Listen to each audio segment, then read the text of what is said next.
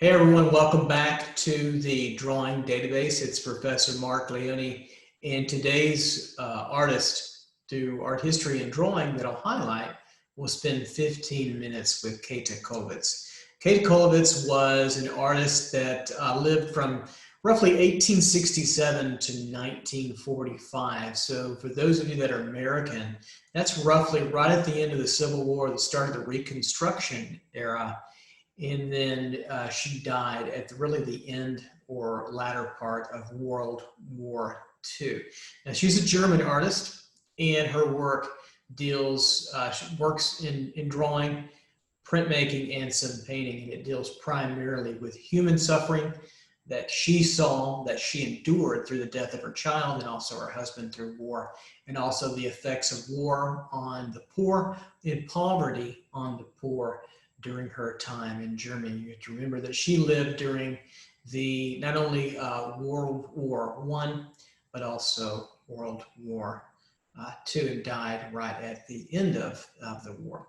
So pretty tragic, but also very melancholy life, and a life that gave us drawings that were serious, that were introspective, that were heartfelt, that were tough and powerful. And now we get to explore her work with 15 minutes. Let's take a look at the drawings.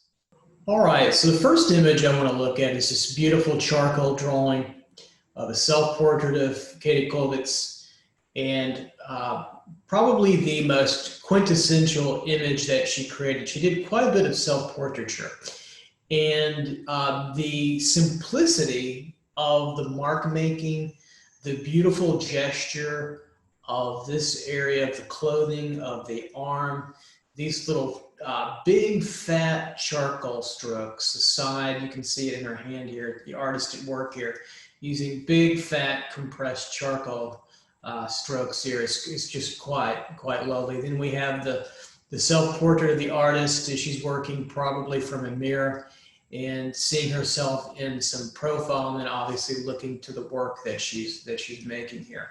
You'll see this from Kollwitz often. She did quite a bit of self-portraiture throughout her life, and the feeling that she gets from here is one of seriousness, of concern, of power, of mourning, and she gets that with an economy really of means. Take a look at the charcoal being drug across really the more textured paper. If you can see that and see how she gets those marks by really just laying down the fat part of the charcoal stick. If we had a stick, right in through, kind of like here, but just laying down this fat part of the stick and rubbing it against that paper, and you can see all the tone that gets picked up, and of course the little lines of the paper that show through here and here. You can see that pick up, and then as we pull over again, the control with big fat marks of charcoal here, but then go back to the head where she can be very sensitive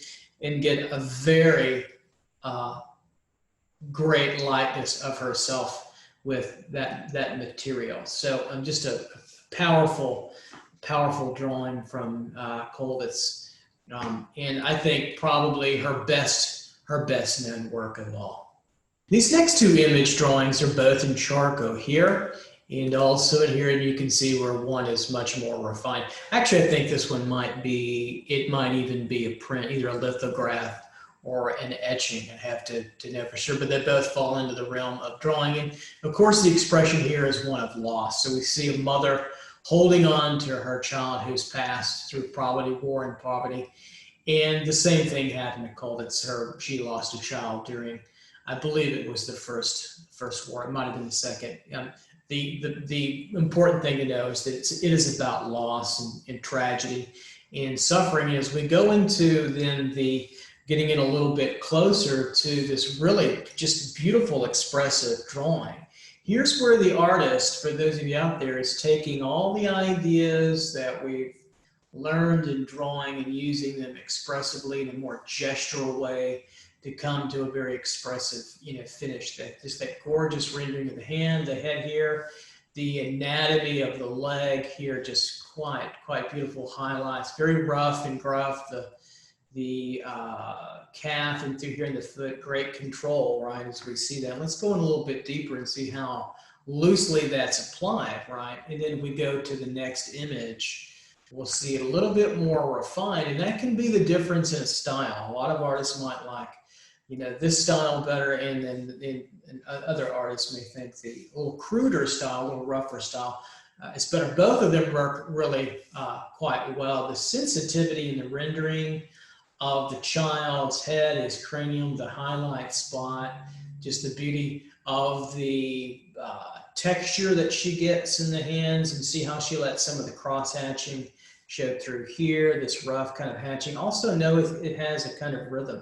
See how it moves in this direction, moves up. It's not just static. So look at the movement of the hair here, movement down and through, and movement around, right, around the leg, and so on and so forth, and through here. That gives you the rhythm. She gets into a little cross hatching in through there, but again, a very painful, mournful image, soulful, and she handles it in a manner that speaks to our humanity and our fragility in life, I think. And then she controls all the aspects of charcoal, in this case maybe printmaking too as well, but just the deep rich darks, I think, through here are pretty fascinating too as well. So a lot of lessons to look from, a lot of things to study, as she can be very painterly and almost just completely representational. And then we go back to here to an earlier preparatory drawing, and so you can see she's changing her mind, and this can work on its own. Notice the outline of the foot, the beauty of the foot, the beauty of the toe. Compare the toe region here, right, to the other. They just work quite so beautifully as well.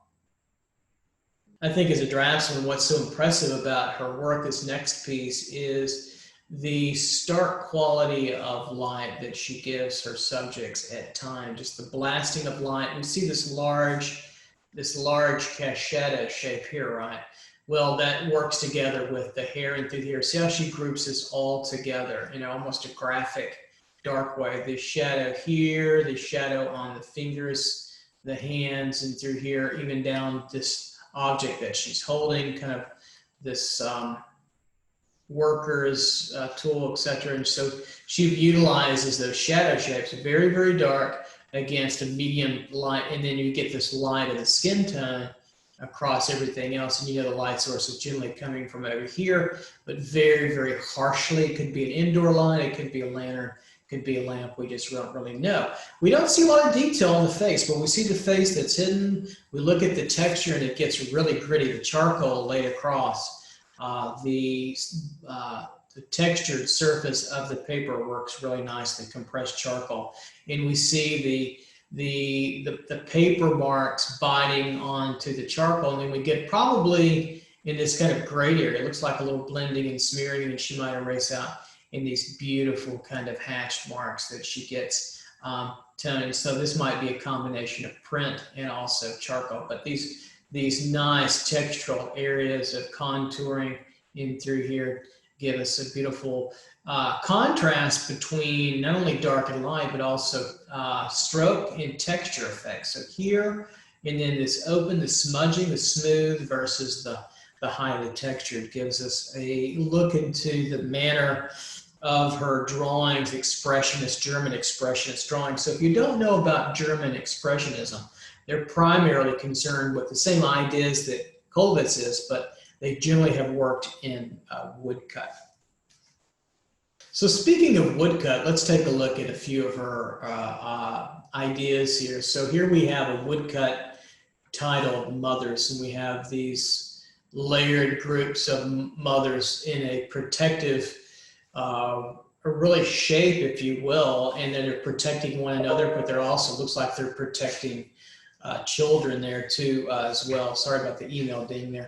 So we get that. That's pretty fascinating to get not only this dual idea of protection of the group, but also who's inside the group. We can see a child's head here, a child peeking out here. If you're not familiar with woodcut, woodcut is taking a hard wood like a cherry wood and drawing on it perhaps, and then like intaglio, or actually, excuse me, recessed, and carving into the process and making the carving. So the white areas are where things are carved. Then you ink the wood, and then you press it onto a press, or you can do Japanese where you use a burin and you burn onto the piece of paper.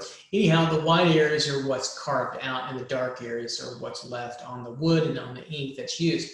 So beautiful silhouette. So all the negative space around here is not used, but this overall shape is, right? So all this entire shape is used, which is beautiful. And it leaves you these kind of rough edges that contrast against the smooth dark. And then you get these beautiful hatched areas in through here, which are quite lovely. Silhouetted, very expressive. Look at the little light lines versus the rich kind of darker, thicker tones in the silhouette, but also these light lines versus these thicker drawn lines. A little hatching in through here as we see the sides of the face, and it all comes together to make a very mournful, rhythmic kind of attitude or expression here. And if we go on to the next image, I want to show you another woodcut, another self-portrait. She did several. She used herself as a model. She probably spent quite a bit of time alone. Her husband was a doctor who died. And so, these aren't happy images, but what they are real, they're truth. And that's something I want to get across to you, that is a part of art making. And the idea that drawing can be reproduced over and over again in a woodcut. And so probably she sketched onto the piece of wood and then took her carving utensils and carved out, and some were fast, like the chin area. But notice how expressive they are. And what I love is, again, remember those big shadow shapes that we saw earlier? Well, here they are again, the stark lining, these big, large design shadow shapes, almost like a comic book, right? And then she goes and gives it a beautiful texture. And the more she carves into that, the more of the white shows through. Very expressive eyes, just a little bit of curvature in the eyeball, in the pupil and iris to give that, and then this big negative space back on the cheekbone, which would come down there that she leaves, and just becomes dark area, and just a whisper of hair. The lightness of the hair and through here gives it that design. And we'll take these nasty red lines across, and you can see how beautiful that is. And then just leaving, I think, again, the edge of the paper that she printed on kind of rough gives the idea of this roughness that works so well with her ideas and then what she's trying to express, which is poverty and war and really human suffering, which she spent her whole life witnessing, experiencing, and then putting it into her work. Very powerful pieces overall. And then lastly, I think this is a good image to end off of, where I think she compares very favorably to Goya. We'll look at Goya. And I haven't made a video on Goya yet, but when we do, we can compare those two, and just the tragedy of either mass exodus here or war and destruction and being chased down, we don't necessarily know, but the anguish on this figure's face is quite tragic. And here we have the figures moving out of the composition, dynamic composition that is very diagonal. It moves this direction. It's a primary sweep, and then it's broken up by this figure that's arched in anguish, in loss, and tilted that way. Now let's go into a little deeper look at it and take those red lines off, and we can see this is a print, intaglio print, with quite a bit. It could be probably also, or possibly, a dry point, which was scratched on a piece of a plate or a plexiglass, but no less, in terms of drawing, is it powerful and expressive. The clouds that have been lifted out in the intaglio printmaking process that were wash on and then kind of masked out the other processes, and you can see the hatching marks, almost like a weaved kind of mark that really goes on throughout the image, and then you get all this really strange, expressive mark making in these areas that just happen by the movement of the hand and the wrist, and it's kind of textured and it's indicative of maybe grasses or wheat or whatever, and it gives the image a power and a resonance and a texture. And I'm going to take a look at the expressions on the faces to get that. With an economy of means, maybe meaning that it's very simplified. These were probably all drawn out of her head, and this was an idea that she witnessed or had in her mind, of an allegory of suffering and poverty. And again, she favors comparably well to, compares favorably well to, I think, Goya, but also, I think, in some sense to Jericho and his work, especially the raft of the Medusa as well. So there you go. That is Kathe Kollwitz, and I'm proud to bring her work to you as an introduction, and I hope that you will take some time, if you like her work and you think it's powerful, to spend more time in investigating her work and spend some quality time looking at it. I think you'll be quite rewarded for her efforts as an artist and as a human being.